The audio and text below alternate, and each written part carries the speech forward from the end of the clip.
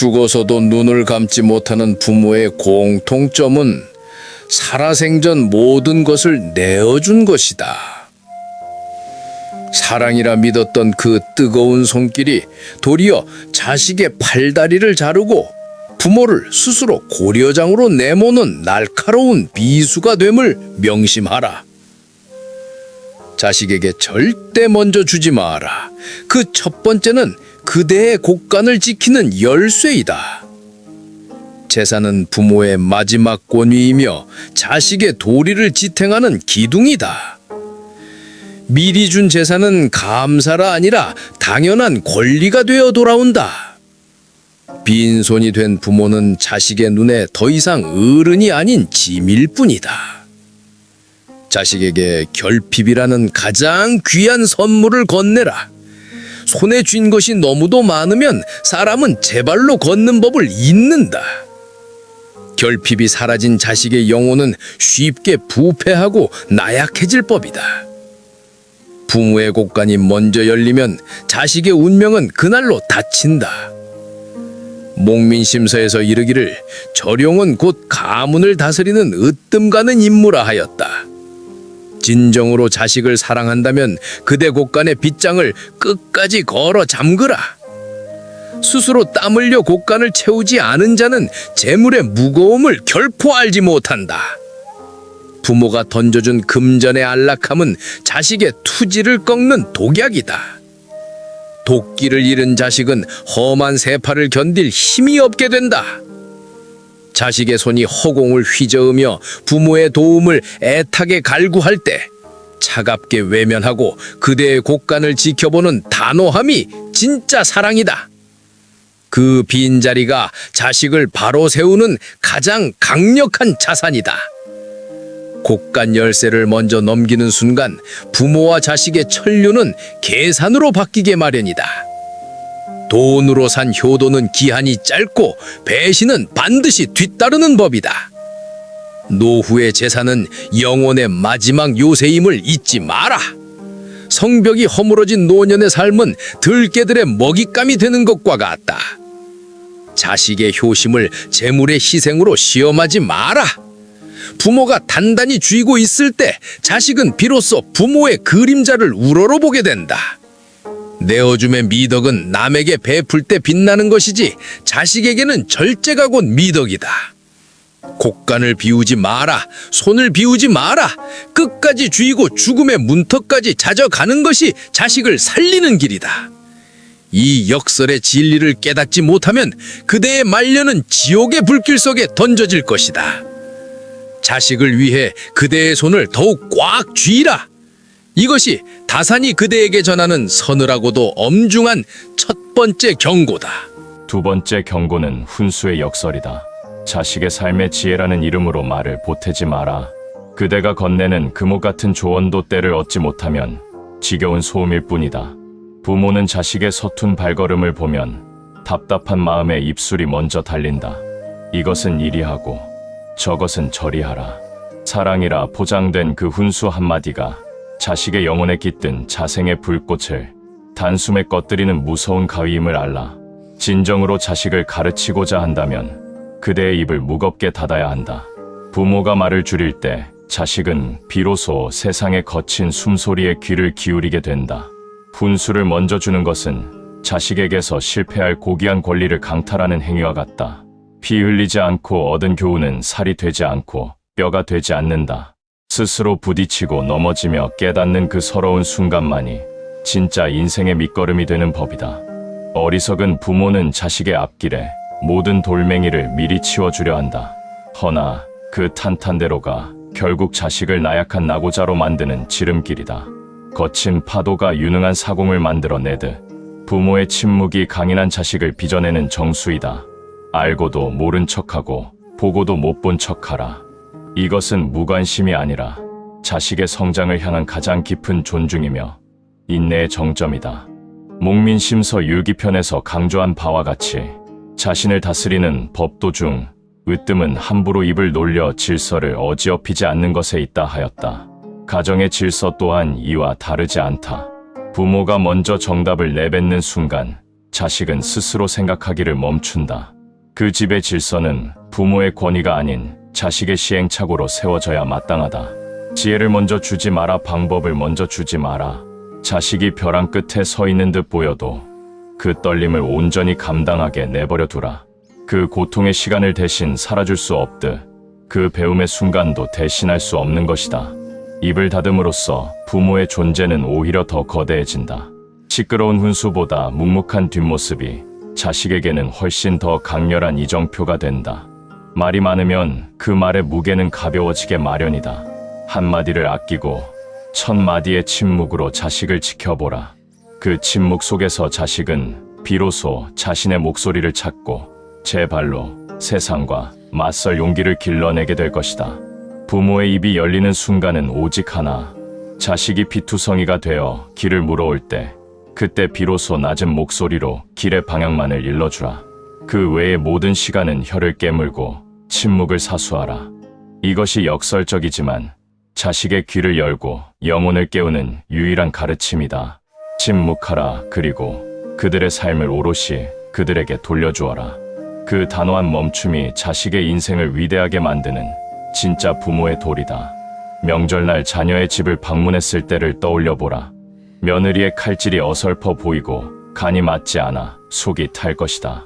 그때 입을 열어 소금을 더 넣어라 말하는 순간 그 주방의 평화는 깨어지고 만다. 그것은 요리 비법이 아니라 그들이 일구어 온 질서에 대한 침범이다. 조금 짜면 어떠하고 조금 싱거우면 어떠한가. 그 싱거운 국물도 그들 부부가 함께 나누어 먹으며 간을 맞추어 가는 과정이어야 한다. 부모의 훈수가 들어오는 순간 그 국물은 자식의 것이 아닌 부모의 지시가 된다. 자식의 경제생활도 마찬가지라 하겠다. 주식에 투자하여 손해를 보고 사업이 힘들어 밤잠을 설쳐도 그대가 먼저 나서서 내가 말하지 않았느냐 꾸짖지 마라. 실패에 쓴 자는 자식이 스스로 마셔야 할 인생의 독배이자 약이다. 그 고통을 온전히 겪어내지 못한 자식은 다음에 올 더 큰 파도를 넘을 힘을 잃는다.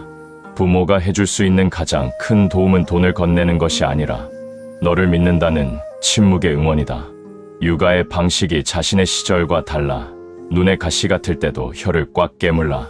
아이를 춥게 입히든 TV를 보여주든 그것은 그들 부부의 교육 철학이요 책임이다. 부모가 끼어들어 옛날에는 이랬다. 훈수를 두는 순간 자식은 부모를 조력자가 아닌 감시자로 느끼기 시작한다.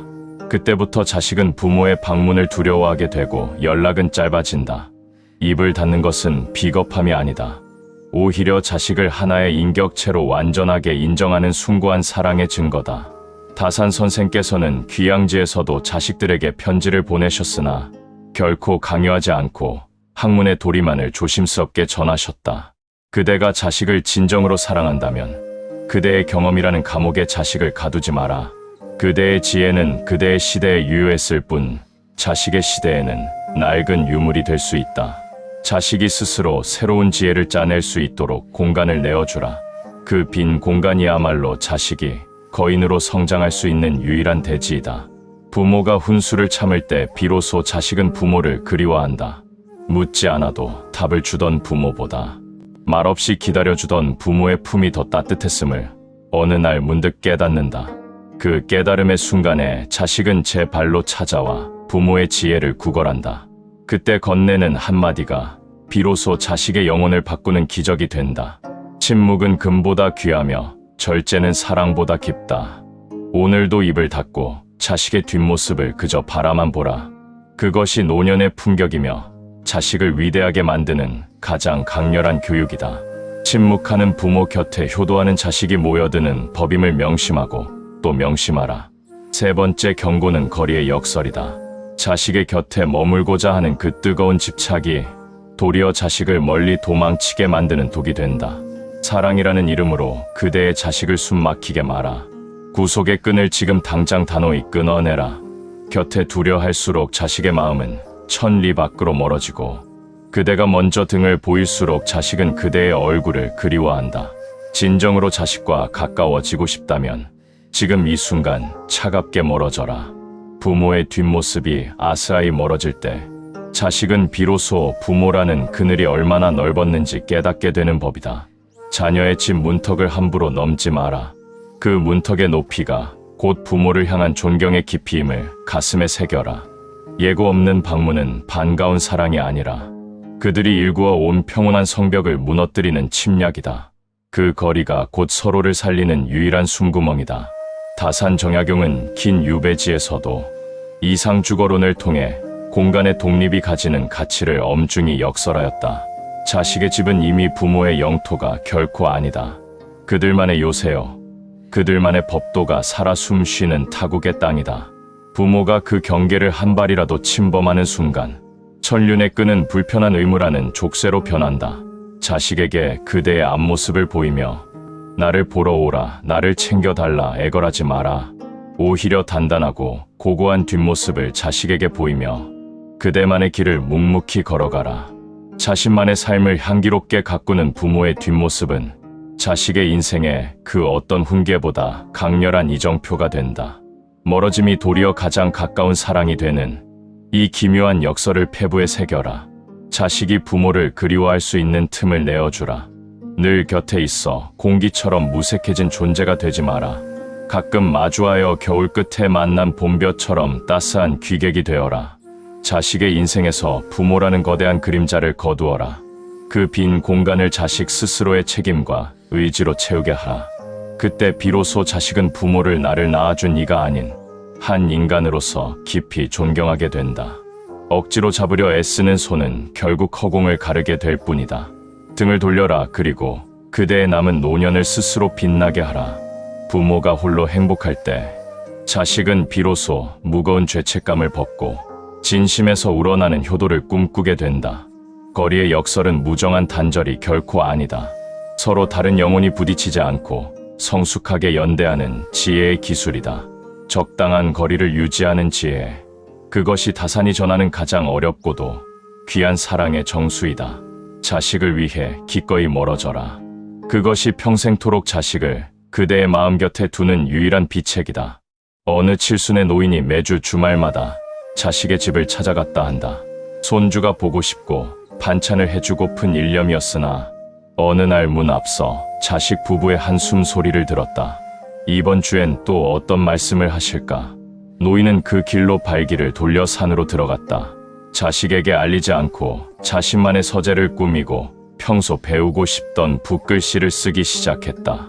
자식의 연락에 나 지금 바쁘다 하며 먼저 전화를 끊었다. 그러자 기적이 일어났다. 매번 바쁘다던 자식이 먼저 전화를 걸어오고 아버님, 이번엔 저희가 찾아가면 안 될까요? 하며 매달리기 시작했다. 노인이 자식의 곁을 떠나 자신의 삶을 찾는 순간 자식은 아버지를 지켜드려야 할 귀한 존재로 다시 인식한 것이다. 부모가 자식에게 전부인 삶은 자식에겐 감옥이다. 부모가 스스로에게 전부인 삶을 살 때 자식은 비로소 그 부모의 삶을 궁금해하고 존경한다. 그대들이여 자식의 문 앞에서 서성이지 마라. 그대의 서재로 그대의 숲으로 당당히 걸어가라. 그대의 뒷모습이 멀어질수록 자식의 사랑은 더욱 깊게 타오른다. 이것이 바로 다산이 전하는 거리의 역설이자 노년의 영혼을 구원하는 유일한 평화의 길이다. 자식을 놓아주라. 그래야만 비로소 그대의 자식을 완전히 얻게 된다. 이것은 법도요. 거스를 수 없는 자연의 순리이다. 네 번째 경고는 슬픔의 역설이다. 늙은 이의 고독은 피할 수 없는 숙명과 같은 법이다. 그 깊은 그늘과 시린 마음의 한기를 자식의 좁은 가슴에 억지로 쏟지 마라. 부모가 무심코 내비친 한숨 섞인 눈물은 자식의 세계를 단숨에 무너뜨리는 거대한 해일이 된다. 진정으로 영혼의 평안을 얻고자 한다면 그대의 슬픈 기색을 심연에 깊이 감추라. 부모의 단단한 고립이 도리어 자식에겐 가장 큰 위안이며 디델 언덕이 되는 기묘한 역설을 보라. 자식을 제 감정의 쓰레기통으로 삼는 무책임한 행위는 사랑이라는 가면을 쓴 정서적 폭력일 뿐이다. 이제 너밖에 없다. 내가 너무 외롭구나. 그 짧은 하소연이 자식의 가냘픈 어깨에 평생을 짓누르는 죄책감이 됨을 명심하라. 자식은 결코 부모의 상담자가 아니며 무너지는 감정을 받아낼 버팀목도 아니다. 부모가 중심을 잃고 갈지자로 흔들리면 자식의 평온하던 일상은 지옥의 불길로 변한다. 다산 선생이 일찍이 엄히 경계하였던 도심과 인심의 준엄한 구분을 보라. 사사로운 욕망과 슬픔에 휘둘리는 인심의 노예가 되어 자식을 올가매지 마라. 하늘이 우리에게 준 영명하고 맑은 도심으로 그대의 외로운 운명을 스스로 갈무리하라. 슬픔의 짐을 나누려 자식에게 넘기는 것은 자식의 푸른 미래를 뿌리째 갉아먹는 일이다. 성숙한 어른이란 제 뺨에 흐르는 눈물을 남몰래 스스로 닦고 미소 짓는 자를 잃은다. 외로움을 무기 삼아 자주 오라 다그치거나 함께 있자 강요하며 그들의 시간을 훔치지 마라. 부모와 자식 사이는 감정을 구걸하는 우정의 벗이 아니요 하늘이 맺어준 독립된 영혼의 만남이다. 같은 세월의 강을 건너온 동년배와 공감을 나누며 살라. 혹은 고요한 책과 깊은 명상을 통해 그대의 내면을 강철처럼 단단히 다져라. 자식에게 짐을 지우지 않고 홀로 당당히 서는 법을 온몸으로 보여주는 것이 노년이 보여줄 수 있는 가장 고결하고 아름다운 도리이다. 역설적이게도 부모가 자신의 삶을 책임질 때 자식은 비로소 휴의 무거운 가치를 기꺼이 짊어지게 된다. 그대의 슬픔은 그대 안에서 삭히어 향기로운 지혜가 되게 해야 마땅하다. 자식 앞에서는 천년을 버텨온 태산과 같은 강인함을 유지하라. 그 깊은 고독을 묵묵히 견뎌내는 부모의 단단한 뒷모습에서 자식은 인생의 거친 풍파를 살아낼 진짜 용기를 배우게 될 것이다. 슬픔을 감추라. 그리고 그 안에서 스스로 평화를 빚으라. 그것이 자식의 평안을 철통같이 지키고 그대의 마지막 품격을 완성하는 유일한 길이다. 여기 두 어르신의 서로 다른 삶이 있다. 한 어르신은 날마다 자식에게 전화를 걸어 자신의 외로움을 호소한다. 몸이 여기저기 아프다. 집안이 너무 적막하다. 너희가 오기만을 기다린다. 그 전화를 받는 자식의 마음은 어떠하겠는가. 반가움은 사라지고 전화벨 소리만 들어도 심장이 조여드는 공포를 느끼게 된다. 결국 자식은 부모를 피하게 되고 관계는 파국으로 치닫는다. 반면 다른 어르신은 다산의 가르침을 따라 자신만의 숲을 일구었다. 혼자 있는 시간을 배움의 축제로 만들고 복지관에서 만난 동료들과 시한수를 나누며 즐긴다. 자식이 안부를 물으면 나는 아주 잘 지내니 너희 일에 충실하라 하며 대화를 갈무리한다. 기이한 일은 여기서부터다. 자식은 오히려 부모의 삶이 궁금해져 먼저 전화를 걸고 주말마다 손주를 데려와 부모의 지혜를 구한다. 자식에게 고독을 전염시키지 않는 부모만이 자식의 진심 어린 사랑을 얻을 수 있다.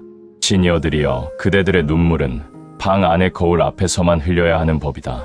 거실로 나오는 순간 그 눈물을 닦고 단단한 갑옷을 입으라. 자식은 그대의 눈물보다 그대의 강인한 미소에서 삶의 안도감을 느낀다.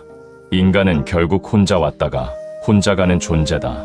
그 고독의 무게를 온전히 제 등으로 견뎌낼 때 비로소 노년의 영혼은 완성된 도를 향해 한 걸음 나아간다. 다산 선생이 유배지의 그 처절한 고립 속에서 수백 권의 저서를 남기며 평화를 찾았듯이 그대들도 고독이라는 거친 돌밭을 일구어 평안이라는 옥토를 만들어내야 한다. 자식을 사랑하는가? 그렇다면 그대의 슬픔을 절대 그들에게 보이지 마라. 그것이 그대가 할 수 있는 마지막이자 가장 위대한 사랑의 헌신이다. 단단하라, 고고하라, 그리고 홀로 빛나라. 그것이 영혼이 안식할 진정한 집이요, 영원한 지혜의 길이다. 5번째 경고는 죽음의 역설이다. 자식의 인생에서 부모라는 거대한 그림자를 이제 완전히 지워라. 그림자가 짙으면 그 아래 생명은 제 빛을 잃고 시들어가는 법이다. 부모가 자식에게 남겨줄 수 있는 마지막 유산은 물질이 아니라 완전한 소멸이며 깨끗한 물러남이다. 역설적이게도 부모가 사라질 준비를 완벽히 마칠 때 부모는 자식의 가슴 속에 영원히 살아남게 된다. 죽음의 문턱이 가까워질수록 더욱 자식의 부모로 남으려 애쓰지 마라. 그보다는 한 사람의 고결한 인간으로 완성되기를 힘쓰라. 끝까지 나 자신으로 치열하게 살아낸 그 고독한 투쟁이 자식의 영혼에 가장 깊은 문장으로 새겨진다. 말년의 존엄을 자식의 처분에 맡기는 어리석음을 절대 범하지 마라. 스스로의 품격을 마지막 숨결까지 사수하는 단호함이 천륜을 완성하는 최후의 열쇠이다. 자식의 삶 속에 깊게 침투하여 자신의 존재를 증명하려 마라. 매달리는 마음은 추한 얼룩을 남기게 마련이고 강요된 기억은 원망의 씨앗이 된다. 떠나야 할 때 단정하게 일어서는 그 서늘한 뒷모습. 그 뒷모습이야말로 자식이 평생을 우러러보며 살아갈 진짜 부모의 얼굴이다. 다산 선생께서는 인생의 마무리를 자주적 선택권에 두어야 한다 하였다. 타율적인 숙명에 자신을 던지지 말고 자신의 마지막을 스스로 경작하라. 자식에게 헌신이라는 이름으로 자신을 전부 내어준 이는 결국 자식의 마음에서 가장 먼저 잊힌다. 그러나 마지막까지 자신의 영혼을 지켜낸 부모는 죽어서도 자식의 삶을 비추는 별이 되는 법이다. 사랑하기에 비워라, 사랑하기에 사라져라. 그리고 사랑하기에 끝까지 나로 남으라. 이것이 죽음을 앞둔 부모가 반드시 명심해야 할 가장 높고 깊은 역설의 진리이다. 어느 도시에 두 노신사가 살고 있었다 한다. 한 이는 평생을 자식만을 위해 살며 자신의 모든 것을 자식에게 내주었다. 내가 너를 위해 어떻게 살았는데 하며 늘 자식의 일상을 간섭했다. 자신은 사라지고 오로지 부모라는 껍데기만 남은 채 자식의 관심을 구걸했다. 그는 죽음의 문턱에서 자식의 손을 잡고 놓지 않으려 발버둥 쳤다. 그러나 자식의 눈엔 슬픔보다 무거운 부담감이 먼저 서렸다. 그가 세상을 떠나자 자식은 해방감을 느끼며 부모의 기억을 서둘러 덮어버렸다. 반면 또 다른 이는 다산의 가르침을 따라 자신의 영혼을 끝까지 사수했다. 자식에게 재산을 미리 나누어 주되 그들의 삶엔 결코 개입하지 않았다. 그는 늙어가는 육신을 원망하는 대신 매일 아침 정갈하게 자신을 가꾸었다. 자식이 아플 때도 나는 괜찮으니 내 몸을 돌보라 하며 등을 돌렸다. 그는 죽음이 다가오자 혼자서 조용히 자신의 방을 정리하고 마지막 편지를 남겼다.